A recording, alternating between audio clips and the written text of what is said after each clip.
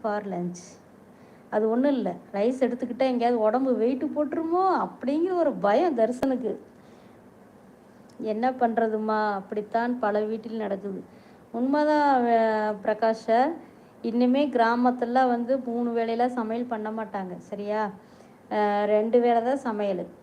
ஒன்று காலையிலையும் மதியத்துக்கு செஞ்சுருவாங்க, இல்லை மதியம் நைட்டுக்கு செய்வாங்க. மேக்ஸிமம் எல்லோரும் வேலைக்கு போகிறனால காலையில் வந்து சாப்பாடு தான் செய்வாங்க. 2வது வந்து காலை சாப்பாடு கரெக்டாக 7:30 மணி 8 மணினா சாப்பிட்ருவாங்க கிராமத்துலலாம்.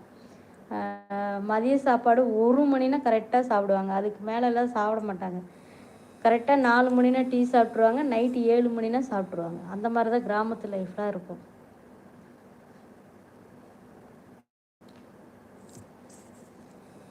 சித்ரா மேர் இருக்கு முடியுமா? புரியல. சித்ரா மாதிரி இருக்க முடியுமா? நானே ஒரு குழம்பு வச்சேன்னா சிங்கிளாக இருந்தேன்னா தீரவே தீராது, 3 வேளையும் அதுதான். எங்கள் வீட்டுக்காரு நேற்று ஒரு செம காமெடி. ரசம் சாப்பாடு சாப்பிட்டாங்க. ரசம்லாம் வந்து எப்பவுமே கெட்டு போகாது, 2 நாள் தாக்கு பிடிக்கும், 3 நாள் கூட தாக்கு பிடிக்கும். சூடு பண்ணி வச்சிட்டா அது ஒன்றுமே பண்ணாது. பாண்டியய்யா கோயிலுக்கு போயிட்டு வந்தோம், செம்ம டயர்டு, என்னால் டிஃபன் எதுவும் பண்ண முடியல, சாப்பாடு வச்சு வச்சிட்டேன். எல்லாருமே பசி இல்லையே நாங்கள், ஏன்னா பன் பரோட்டா சாப்பிட்டு வந்ததுனால பசி இல்லை.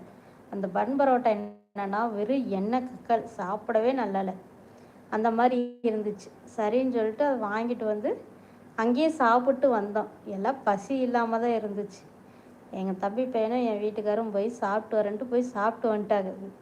சாப்பிட்டதுக்கப்புறம் 2 பேரும் பெட்ரூமில் வந்துட்டு குடுன்னு ரிட்டனில் போகிறாங்க. எதுக்குன்னா அதே ரசத்தை வேறு குண்டால் மாற்றி சூடு பண்ணி வச்சுருவாடா அவங்க அத்தை, அது இனிமேல் அங்கே இருக்கக்கூடாடா, வாடை தூக்கி ஜலதாரியில் ஊற்றிட்டு வந்துடலான்னு சொல்லி 2 பேரும் ஓடுறாங்க. போட்டி போட்டு ஓடுறாங்க. ஏன்னா நம்ம அடுப்புக்கிட்ட நின்று செய்கிறவங்களுக்கு தான் அதோட கஷ்டம் என்னன்னு தெரியும். அவ்வளோ வேகமாக போகிறாங்க, 2 பேர் தூக்கி ஜலதாரியில் போட்டு வந்துட்டாங்க.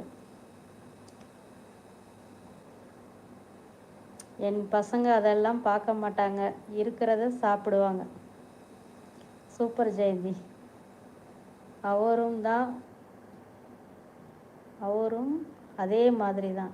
கண்டிப்பாக உணவெல்லாம் வந்து வேஸ்ட் பண்ணக்கூடாதுங்க ஜெயந்தி, அது உண்மை தான். ஏன்னா சமையல் பண்ணுறவங்களுக்கு தான் தெரியாது அதோட கஷ்டம் என்னன்னு. மேக்ஸிமம் வந்து அது ஜென்ஸுகளுக்கு தெரியாது. அவங்க சமையல் இதோட சூப்பராக இருக்கும் ஜெயந்தி. பேச்சுலர் சமையல் அவ்வளோ டேஸ்ட்டாக இருக்கும் உண்மையாலுமே. நான் சாப்பிட்ருக்கேன் பேச்சுலர் சமையல்லாம். ஜெயந்தி கண்ட்ரோலாக இருக்க ஃபேமிலி போல். ஜெயந்தி கண்ட்ரோலில் இருக்குதுங்கிறீங்களா? பார்க்குறீங்களே, ஒரு லைக்கு போட்டால் தான் என்ன, அமைதியாக பார்க்குறீங்களா? அதெல்லாம் இல்லையா? ஏன் இவ்வளோ வருத்தம்? எங்கள் வீட்டில் காலை மாலை 2 தடவை தான் அம்மா. அப்படி தான் பிரகாஷ், நிறைய கிராமங்களில் அந்த மாதிரி தான் சரிங்களா.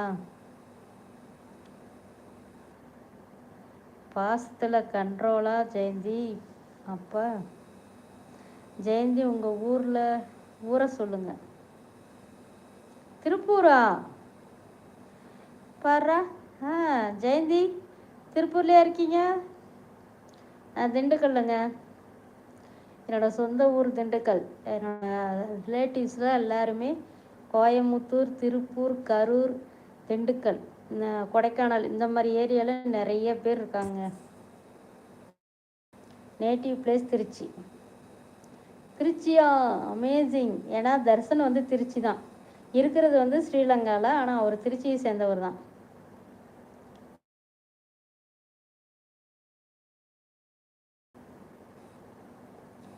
ஜெயந்தி யாரை ஹைட் பண்ணீங்க?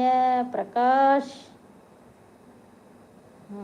நான் ஸ்ரீலங்கா, பட் எனக்கு திருச்சி நேட்டிவ். மேல் ஜெயந்தி. எத்தனை குழந்தைகள் ஜெயந்திமா?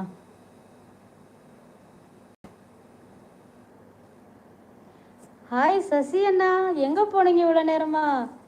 உண்மை. சாப்பிட்டீங்களா? எப்படி இருக்கீங்க ஜெயந்தி? சமையல் பண்ணுறத விட அந்த சாப்பாட்டுக்குத்தானே கஷ்டப்படணும். கண்டிப்பாக ஜெயந்தி, ஒருவேளை சோறு நமக்காவது நம்மளோட மண்ணில் நம்ம புண்ணியம் பண்ணியிருக்கிறோம். இருக்கிற சுதந்திரம் அப்படி சாப்